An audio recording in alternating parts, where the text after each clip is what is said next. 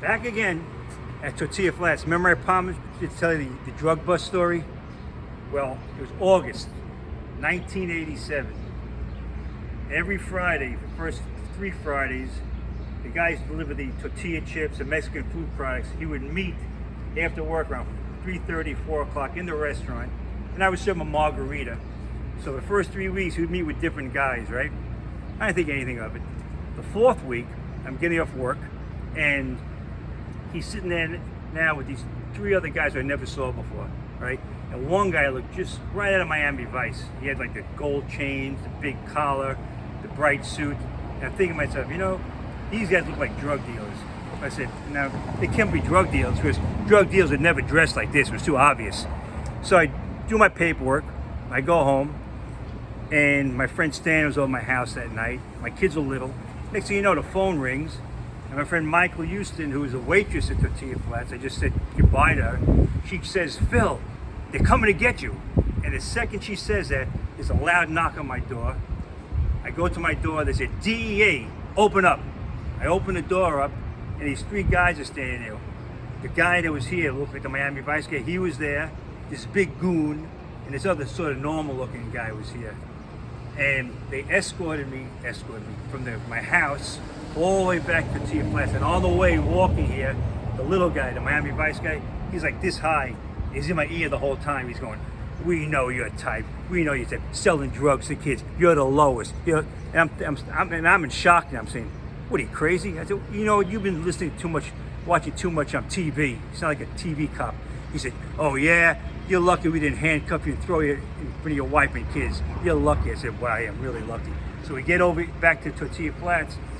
There's a whole scene here. Unmarked cop cars, all the waitresses and waiters out here, the patrons. And my friend Michael happens to be here. She'll tell you what happened inside that was going on. Mike? Oh, inside over, was Mike. bad.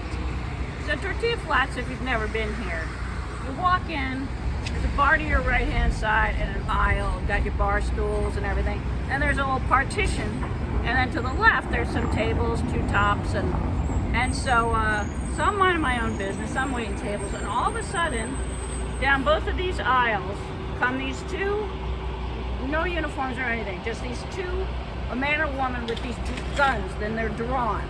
The woman was in sort of this like tight suit, skirt, and you know. So they're running down amid the 2 aisles, and I don't know what's going on. I'm like, there's people that don't even have a uniform on. I can't figure out what they're not announcing who they are. So I get on the phone by the bar, and I call 911, and I say, there's 2 people with guns in here.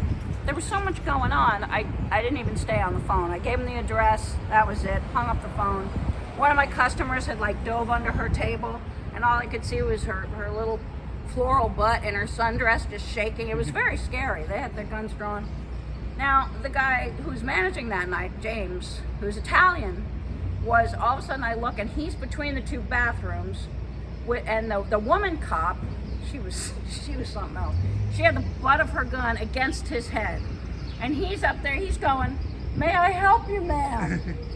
So they're looking for Phil Stein. Phil Stein, they just keep saying, where is he, where is he? And they thought James was Phil because James has a similar nose, Italian, you know, whatever. But so they thought that James was the guy. Then he's like, I'm not Phil Stein. They're looking for Phil Stein. I know Phil has just gone home, and he just lives like a 5-minute walk from here. I knew he would sit down with his wife and kids, and they're probably about to have dinner. So I was like, I gotta call Phil. I gotta tell him what's going on. So I come back here to the kitchen phone, and I call Phil, and I say, they're coming to get you, man. The cops, I don't know what's going on. And so just at that moment, he goes, oh yeah, they're here now.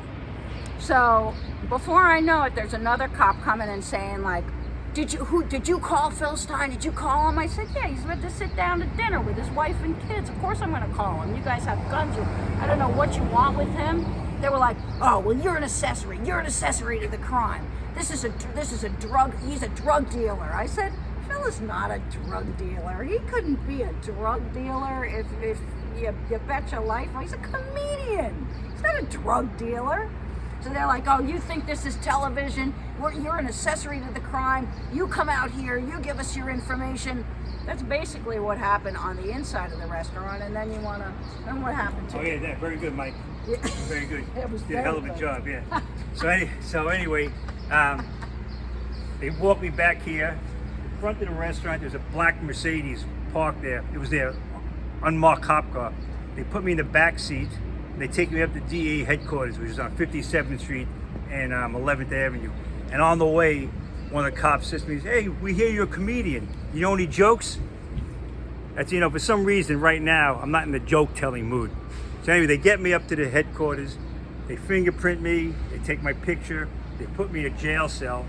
And Laura's brother, my brother-in-law, is a criminal lawyer. He called up and he got me out there out of jail in 20 minutes, which was pretty good. And I had to hear this stupid lecture from the DEA, stay off drugs, be clean, I said, come on, I didn't do anything. Why don't you just ask me?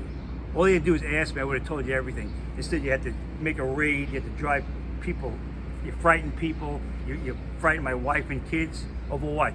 If you asked me, I would have told you what would happen. And that's the DEA story, right, Yeah, Mikey? that's the DEA I think it's time to get out of here. Yeah, it's got. Take care. They could come back any minute. Yeah. Now that we've told the story. Until next time. Yeah, until next time. I'm gonna go this way. You go that way. All right, cheese it, man. Yeah.